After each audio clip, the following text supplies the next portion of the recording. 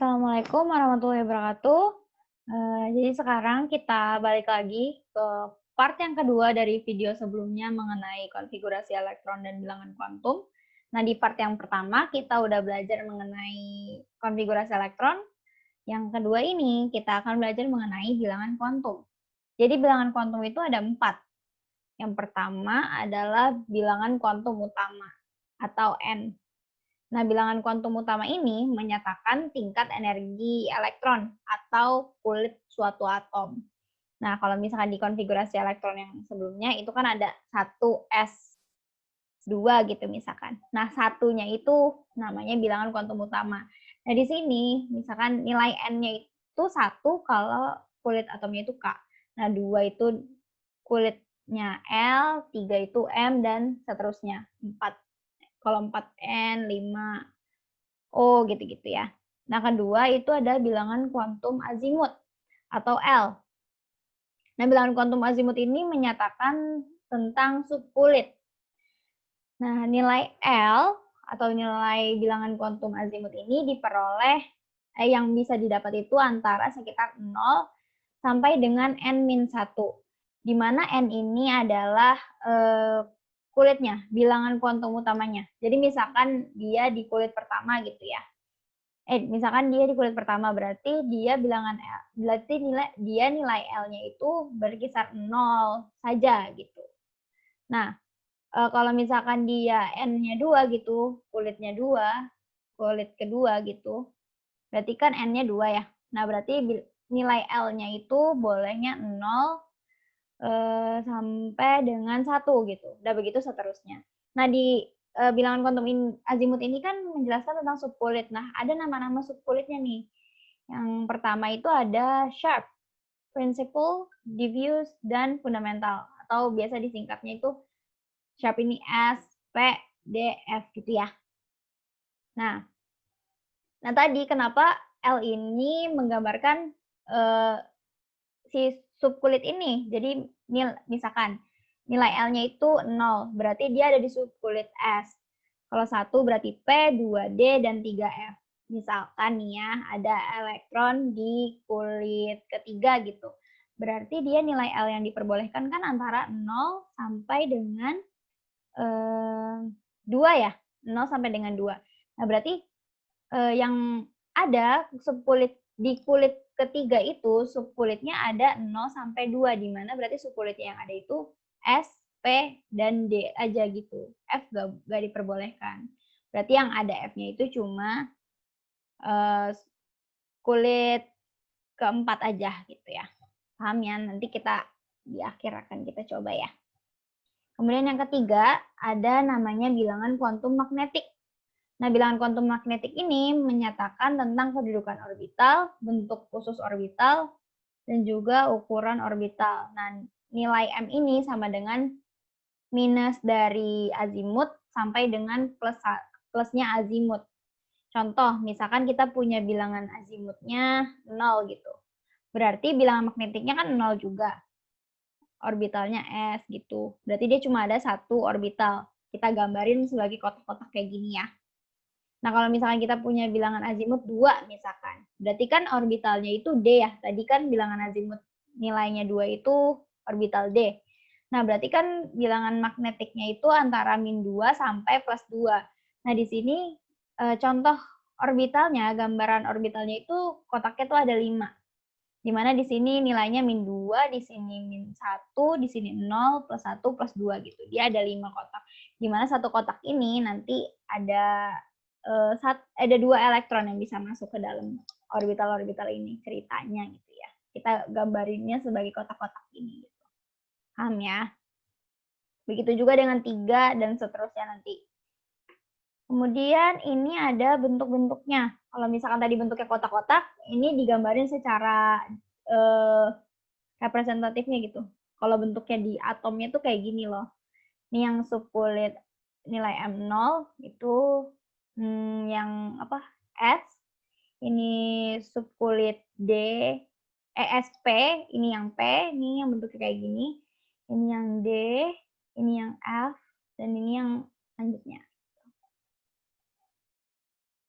Oke.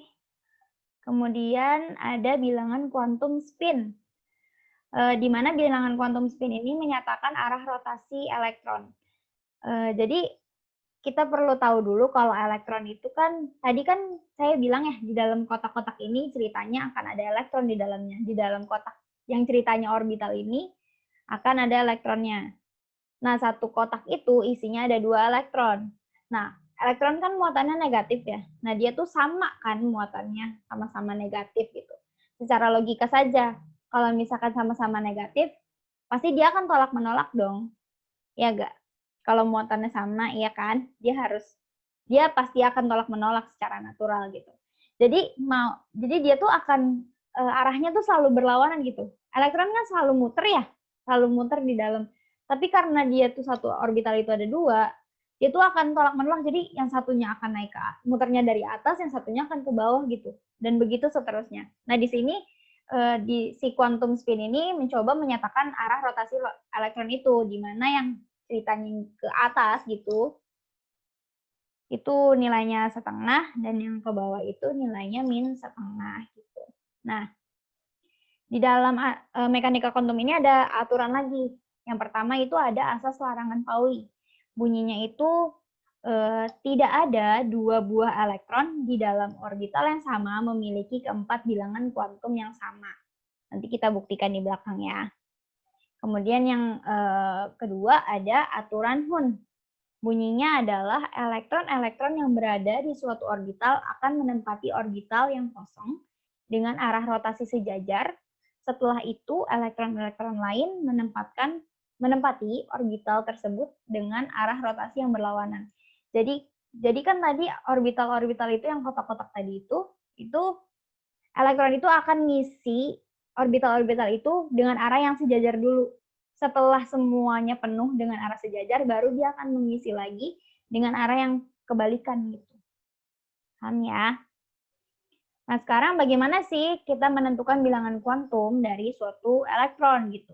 Misalkan ya, di sini ada bagaimana sih nilai bilangan kuantum utama, azimut, magnetik, dan spin dari elektron terakhir pada nitrogen dengan nomor atom 7.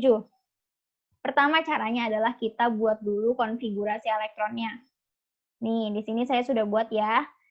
Nitrogen itu 7, konfigurasi elektronnya itu berarti 1s2, 2s2, dan 2p3. Nah, karena yang ditanya nilai bilangan kuantum dari elektron terakhir, jadi kita harus cari dulu elektron valensinya. Nah, di sini kulit terluarnya kan adalah kulit kedua ya. Jadi otomatis dia ada di antara 2s2 atau 2p3. Nah, kita gambarkan dulu elektron valensinya ini. Tadi di sebelumnya udah kita ketahui kalau si S ini, subkulit S ini punya satu orbital. Jadi kita gambarin di sini satu kotak, kita buat diagram orbitalnya. Satu kotak, dia ada di bawah karena tingkat energinya kan lebih rendah dibandingkan yang P. Jadi kita gambarnya di bawah. Dia punya satu, tapi elektronnya ada 2. Jadi kita masukin 2. Tadi aturan yang Hund, dia bilang kalau misalkan ngisi elektron itu ada isi dulu yang penuh, sejajar yang penuh, sampai penuh, baru isi ke arah yang berlawanan gitu ya. Nah ini kan 2 ya, 1, 2. Nah ini udah penuh nih. Kemudian yang kita masukin ke 2p3, kita bikin. Nah, subkulit P ini punya 3 orbital. Kita gambar di 3 kotak dulu. Kemudian kita isi. Dia elektronnya ada 3 kan. Nah, aturan Hund bilang kalau misalkan ngisi harus yang sejajar penuhin dulu gitu. Ini kita buat sejajar penuhin. Jadi ini nggak boleh nih, misalkan kita satu, kita pindahin ke sini gitu, ke yang depan, itu nggak boleh. Jadi harus diisi dulu penuh satu sejajar, baru kita isi yang arah berlawanan. Nah ini udah ya, kita buat diagram orbital seperti ini. Nah dari sini kita bisa tahu kalau yang terakhir itu elektronnya ada di sini, ada di lingkaran merah. Dari sini kita bisa tahu bilangan kuantumnya. Pertama kita lihat, si yang elektron terakhir ini dia ada di kulit keberapa? Nilai N itu tadi yang utama kan berarti menyatakan kulitnya. Kita lihat ini ada di kulit kedua kan? Di kulit kedua. Jadi nilai N-nya itu 2. Ya. Nah, kemudian nilai L, azimut, menyatakan subkulitnya. Subkulit elektron ini ada di P. Ya. P itu nilai azimutnya berapa tadi? 1. Jadi nilai L-nya sama dengan 1. Nah, kemudian nilai magnetik. Magnetik itu nilainya tadi berkisar antara minus dari azimut sampai dengan plus dari azimut. Ingat ya. Nah, di sini nilai azimutnya kan 1, ya. Jadi nilai M-nya itu berkisar antara min 1 sampai dengan plus 1. Nah, itu tuh menggambarkan ini, letak ini. Min 1 itu yang kotak ini, yang pertama, 0, kemudian plus 1, kotak yang ujung. Nah, karena dia adanya di ujung, berarti nilai M-nya plus 1, gitu ya. Kemudian spin. Karena dia mengarahnya ke atas, jadi dia nilai spinnya sama dengan plus setengah. Begitu cara kita menentukan bilangan kuantum. Sampai sini jelas ya. Nah, tadi tidak ada aturan asas larangan Pauli, dia bilang tidak ada elektron yang bilangan kuantumnya itu sama gitu. Tiap elektronnya gitu. Coba kalian buktikan nanti ya, kita diskusi di kelas. Oke, sekian dari saya, kurang lebihnya mohon maaf. Wassalamualaikum warahmatullahi wabarakatuh.